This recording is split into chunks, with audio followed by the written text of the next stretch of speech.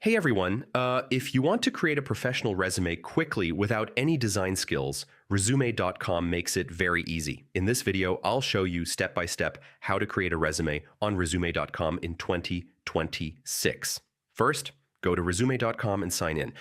You can use your email or Google account to get started quickly. Next, click on Create New Resume. This opens the resume builder where you can start from scratch or choose a template. Now choose a resume template. Pick a clean and professional design that fits your job field. Start by adding your personal information. This includes your name, email, phone number, and location. Next, add your work experience. Include your job title, company name, and key responsibilities. Then add your education and skills. Keep everything relevant to the job you are applying for. Finally, download your resume as a PDF or share it with employers using a link.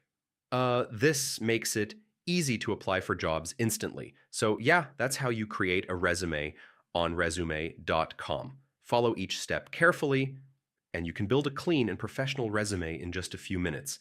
And if this helped, don't forget to check out more career tutorials for fast and easy guides. Hey, everyone.